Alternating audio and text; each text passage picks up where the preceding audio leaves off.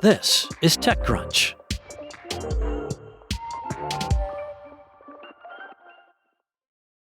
Valar Atomics, a startup building small modular nuclear reactors, or SMPs, essentially miniaturized factory-built power plants designed to be cheaper and faster to deploy than traditional reactors, is in talks to raise a new round of capital. That's according to three sources familiar with the company. The 3-year-old company is seeking a valuation of about $6 billion, and Sequoia is expected to lead the deal. The information was the first outlet to report the funding discussions, including that the El Segundo, California startup is raising a $1 billion equity round. Part of that capital has been raised previously at a lower valuation. Specifically, Valar has raised $450 million, including $340 million in equity and $110 million in debt at a $2 billion valuation, per a Bloomberg report back in March. Deals structured in multiple installments at varying valuations, occasionally executed at different times, are becoming increasingly common in today's AI-fueled fundraising environment.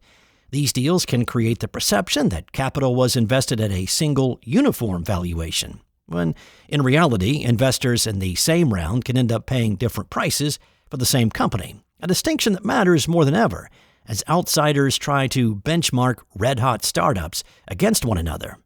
Sequoia and Valar Atomics declined to comment. Now, earlier this month, the company showed that its nuclear reactor provided a small amount of power to an NVIDIA AI chip.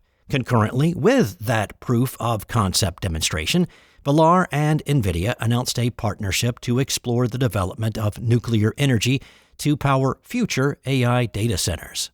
Valar's rise is playing out against a broader demand crunch. Data center electricity needs are projected to grow sharply over the next several years, and utilities in many regions are years away from adding enough new capacity.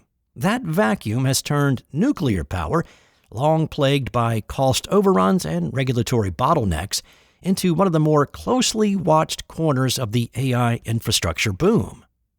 Valar counts Palmer Luckey, the Anduril founder, and Shyam Sankar, Palantir's chief technology officer, among its backers.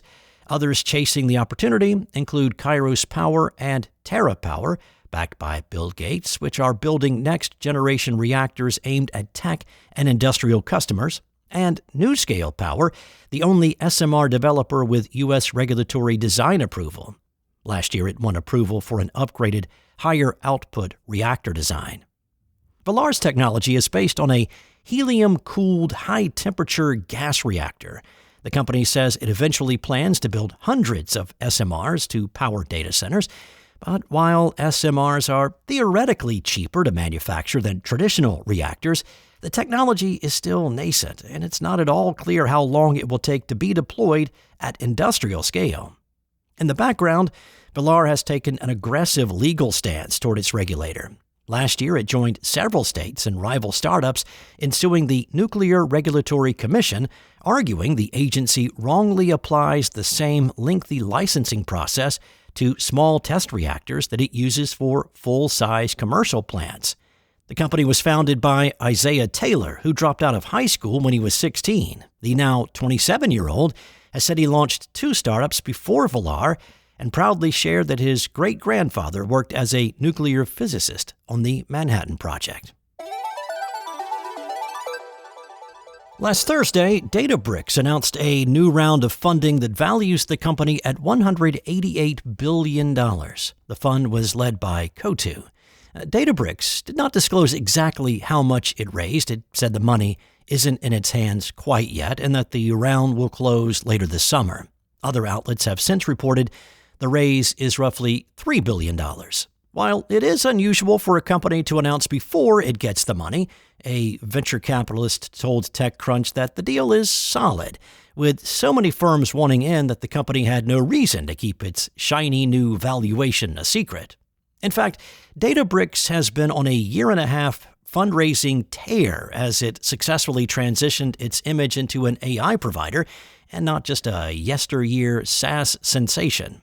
Yesteryear being, back in the BC times, before ChatGPT.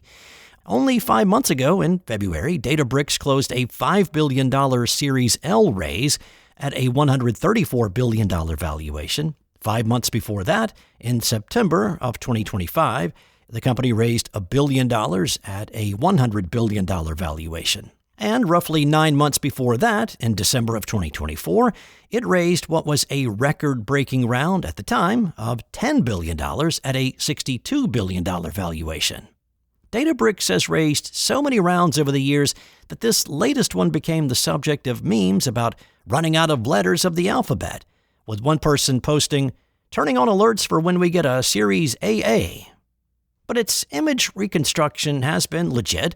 Founded in 2013, it initially grew to success back in the big data era, with software that enabled enterprises to store enormous amounts of data in the cloud, yet produce speedy analytics.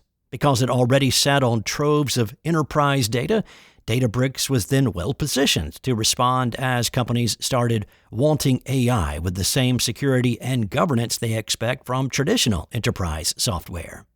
The company began rolling out one AI product after another, like Lakebase, its database built for AI agents, and Unity, its AI gateway, along with a meta harness called Omnigent that manages multiple agents.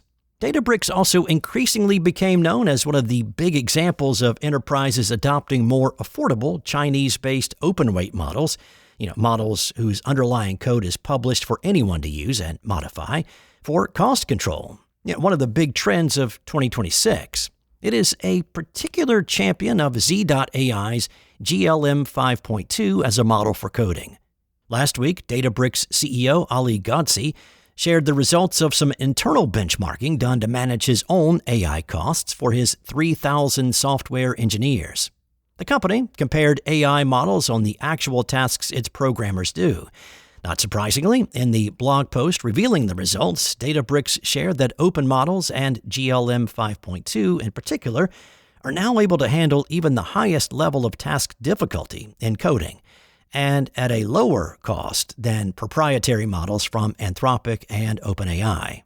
But it did surprise people by finding that the choice of harness, the agentic coding tool like Codex or Claude Code that wraps around a model and manages its context and instructions, equally impacted costs. It found that open source harness Pi to be one of the best at managing context surrounding each prompt, and therefore one of the lowest cost choices without sacrificing quality. Now, all of this has added to Databricks' image as an AI company, even if it wasn't founded as an AI lab. This, in turn, has granted it the AI halo for raising money and leaping its valuation.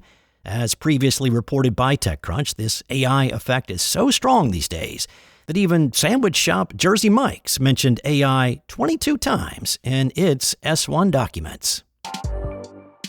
That's all for now. For the latest in tech news, go to TechCrunch.com.